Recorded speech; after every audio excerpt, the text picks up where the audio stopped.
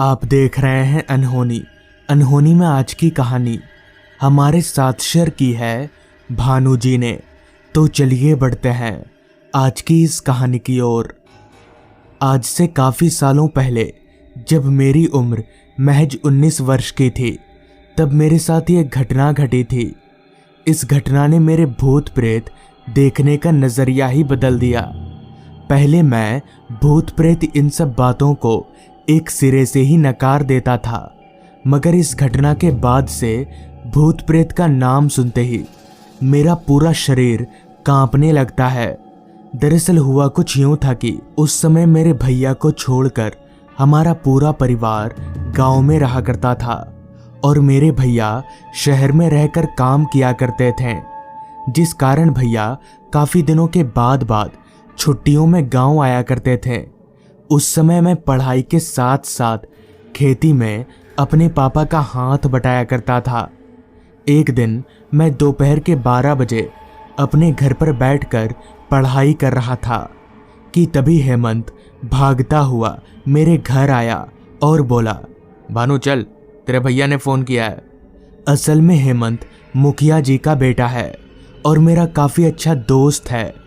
उस समय हमारे पूरे गांव में एक ही लैंडलाइन फ़ोन हुआ करता था, मुखिया जी के घर में, और मेरे भैया को जब भी हमसे बात करना होता था तो वो मुखिया जी के लैंडलाइन पर ही कॉल किया करते थे। हेमंत की ये बात सुनने के बाद मैं भागता हुआ उसके घर गया तो मेरे भैया से बात करते ही भैया ने कहा, भानु मैं आज आ रहा हूँ, तो तू रात को स्टेशन साइकिल लेकर आ जाना। भैया के मुंह से ये सुनते ही मैं काफ़ी खुश हुआ और मैंने भैया से कहा, वो तो ठीक है भैया, मैं तो आ जाऊंगा, मगर आप कितने बजे आ रहे हैं? इस पर भैया ने कहा, मैं रात के 11 बजे गांव के स्टेशन पर पहुंच जाऊंगा, तो तू रात के 10 बजे घर से निकल जाना। इतना बोलकर भैया ने फ़ोन रख दिया, जिसके बाद मैं भागता हुआ अपने घर गया और घर वालों को पूरी बात बताई। तो मेरी बात सुनकर घर वाले काफ़ी खुश हुए, जिसके बाद माँ भैया के पसंद का खाना बनाने में लग गई। पापा भी भैया के आने की खबर सुनकर काफ़ी खुश थे। फिर मैं और पापा खेत चले गए और 2 घंटे बाद खेत से वापस लौटे। 10 घंटे का ये समय तो मानो बीत ही नहीं रहा था। खुशी के मारे ना तो हमसे खाया जा रहा था और ना ही नींद आ रही थी।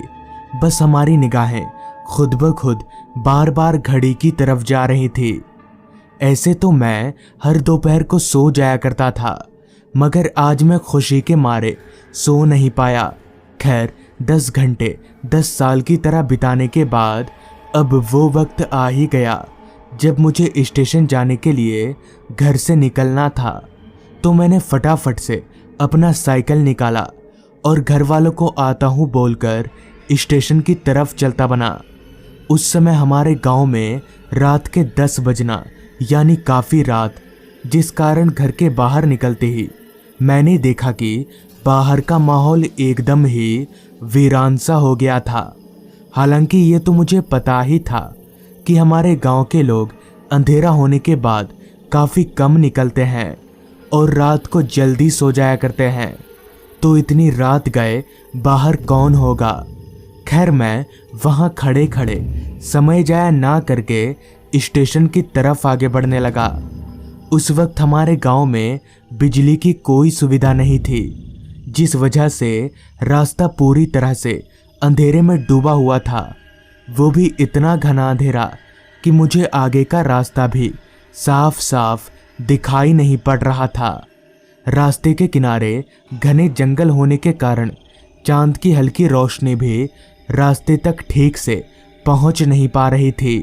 खैर भला तो हो इस बात का कि उस समय हम सभी लोग अपने साथ रात के वक्त एक टॉर्च रखा करते थे, जो रात के अंधेरे से लड़ने के लिए एक हथियार का काम किया करती थी। तो मैंने अपना टॉर्च निकाल कर जलाया और अंधेरे को चीरते हुए आगे बढ़ने लगा। चारों तरफ इतना सन्नाटा फैला हुआ था कि मेरे साइकिल चलाने की आवाज़ काफ़ी तेज सुनाई पड़ रही थी। जिससे मुझे काफ़ी डर लग रहा था कि कहीं कोई जंगली जानवर साइकिल की आवाज़ सुनकर मुझ पर हमला न कर दे, क्योंकि उस समय हमारे गांव में जंगली जानवरों का आतंक काफ़ी ज़्यादा था।